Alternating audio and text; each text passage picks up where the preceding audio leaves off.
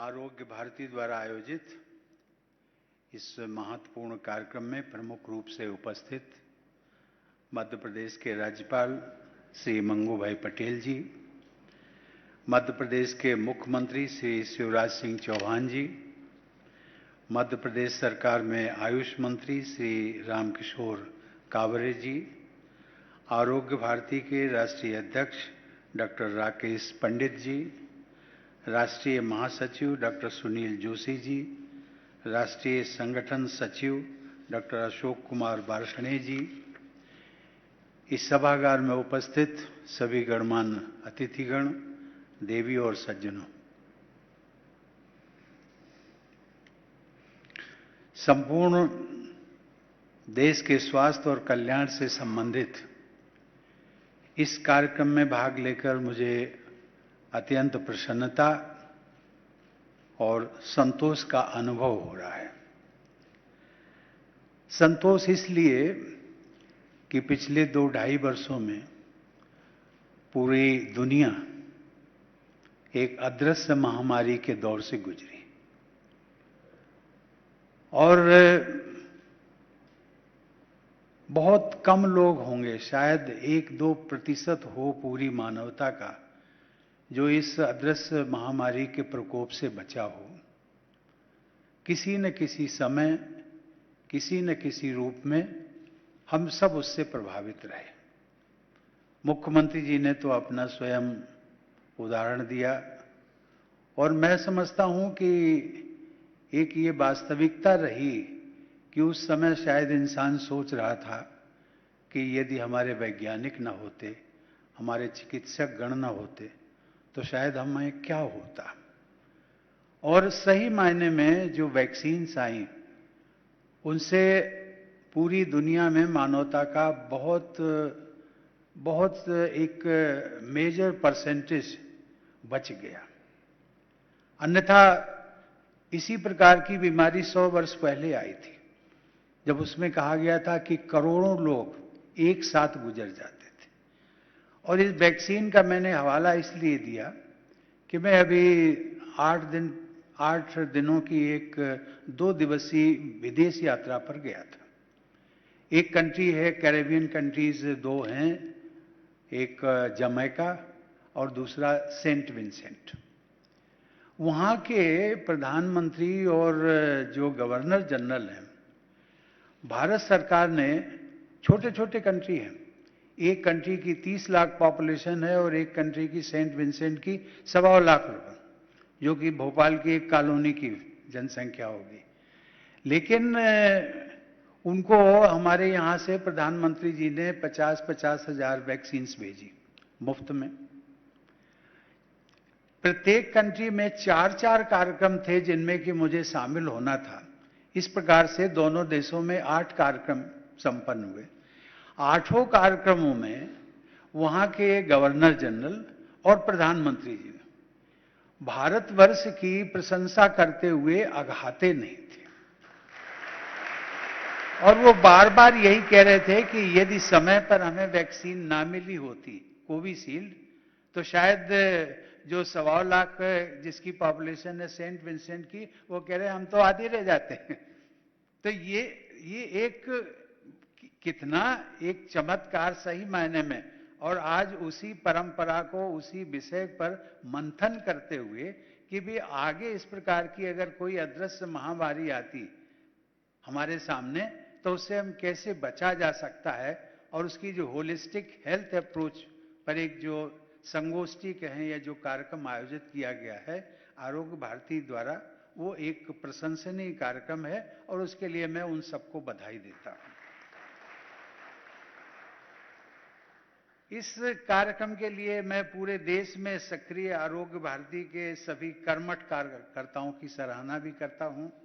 लगभग 20 वर्ष पहले, जैसा कि हमारे पूर्व वक्ताओं ने भी बताया था, नवंबर 2002 में भारतीय पंचांग के अनुसार धन्वंतरी त्रयोदशी यानी धनतेरस के दिन केरल में आरोग्य भारती की स्थापना की गई थी।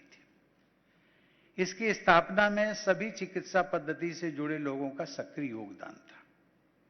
आरोग्य भारती की गतिविधियों तथा श्री अशोक वार्ष्णेय जी की कार्यशैली से मैं पूर्व परिचित हूं। इसीलिए इस संस्था के आरंभिक दिनों को याद करके तथा आज इसके देशव्यापी विस्तार तथा प्रभाव के बारे में जानकर मुझे विशेष प्रसन्नता का अनुभव हो रहा है।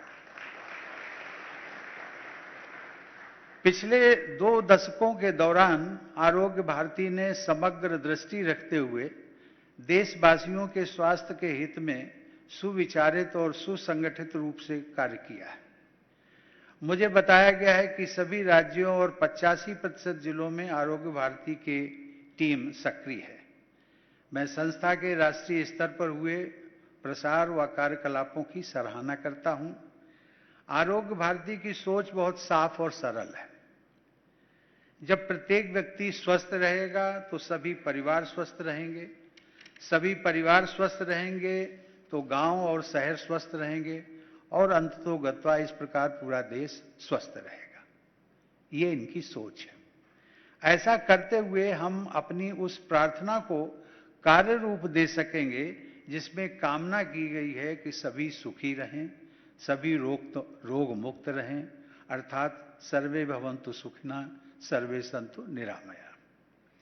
देवियों और सज्जनों, पूरे देश में एक स्वास्थ्य तंत्र की आवश्यकता को समझने के लिए देश की वर्तमान स्वास्थ्य सेवाओं पर विचार करना भी सहायक होगा।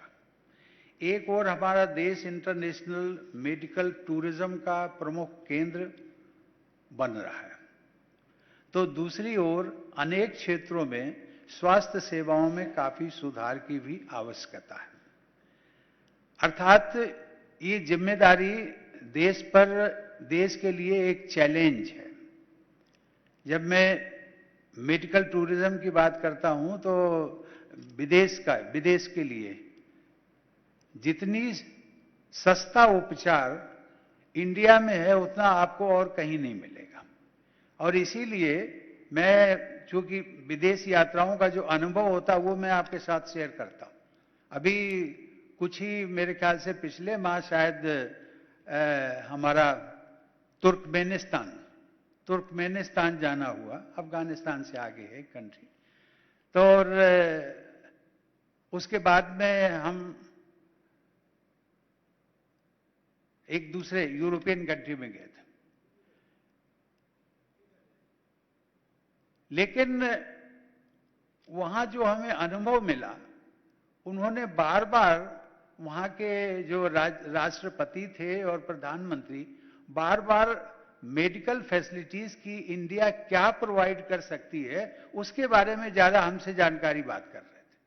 अन्य बातों को छोड़ करके मैं उनके संबंधों की बात करता था कि इंडिया और आपकी कंट्री के साथ संबंध कैसे अच्छे और बने, और वो जो थे वो मेडिकल सुविधाओं की बात कर रहे थे। अर्थात हमारी जो इंडिया की जो सस्ती उपचार या ट्रीटमेंट प्रणाली है वो आपको विश्व में और कहीं नहीं मिलेगी। और इसीलिए आपको दिल्ली के हॉस्पिटल हों, दिल्ली के नजदीक आसपास के जितने भी हॉस्पिटल्स हैं उनमें आपको दिल्ली के पेशेंट्स कम मिलेंगे, अगर विदेशी मिलेंगे तो हमारे आसपास के पड़ोसी देशों के ज्यादा मिलेंगे। अर्थात ये चैलेंज जो है वो पूरे देश के लिए है। हमें एक होलिस्टिक अप्रोच के माध्यम से कौन सा हम उपचार देते हैं, किस रोग के लिए देते हैं, ये जिम्मेदारी हमारी बनती है, वैज्ञानिकों की, चिकित्सकों की, और जो मेडिकल फील्ड से जुड़े हुए हैं उन सब की बनती है। वर्ष 2017 में घोषित राष्ट्रीय स्वास्थ्य नीति के तहत हमारा लक्ष्य है कि सभी व्यक्तियों को गुणवत्तापूर्ण स्वास्थ्य सेवाएं किफायती खर्च पर सुलभ, व्यापक तथा समग्र रूप से सबके आरोग्य की व्यवस्था करना भी इस नीति का लक्ष्य है।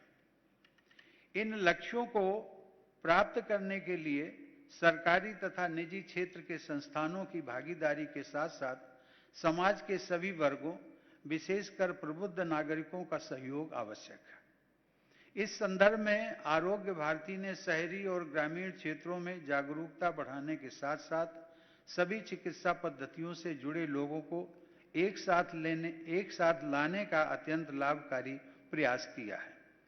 आधुनिक जीवन शैली से जनित अस्वस्थता की रोकथाम पर विशेष ध्यान देकर Arogya Bharati preventive and promotive health care को प्राथमिकता देने के राष्ट्रीय लक्ष्य के अनुरूप कार्य कर रही है। देवियों और सज्जनों, प्राचीन चिकित्सा पद्धतियों के विज्ञान सम्मत आयामों को आधुनिक चिकित्सा पद्धतियों के साथ जोड़ना सबके लिए हितकर सिद्ध होगा। अंतर्राष्ट्रीय समुदाय द्वारा योग को बड़े पैमाने पर उत्साहपूर्वक अपनाया जाना इसलिए संभव हो पाया कि योगासन और प्राणायाम सहित आयुर्वेद की अनेक पद्धतियां पूर्णतः वैज्ञानिक हैं। ये पद्धतियां पूरे विश्व समुदाय के लिए कल्याणकारी सिद्ध हुई हैं। देवियों और सज्जनों, महर्षि पतंजलि ने योग सूत्र की रचना करते समय लिखा था कि उन्होंने तत्कालीन भारत में उपलब्ध आरोग्य के नियमों को व्यवस्थित रूप से संकलित किया। योग सूत्र, हठ योग प्रदीपिका और घेरंड संहिता जैसे प्राचीन ग्रंथों से यह स्पष्ट होता है कि सदियों पहले हमारे देश में एक देश एक स्वास्थ्य तंत्र किसी न किसी रूप में विद्यमान था। चरक संहिता और सुश्रुत संहिता की व्यापक स्वीकृति द्वारा भी प्राचीन काल से ही अखिल भारतीय स्वास्थ्य तंत्र की उपस्थिति का अनुमान होता है। हाल ही में मुझे स्वास्थ्य सेवा से जुड़े दिल्ली में एक कार्यक्रम आयोजित हुआ था, उसमें भाग लेने का अवसर मिला, जहां पर अनेक साधु और साध्वी गण भी बड़ी संख्या में उपस्थित थे।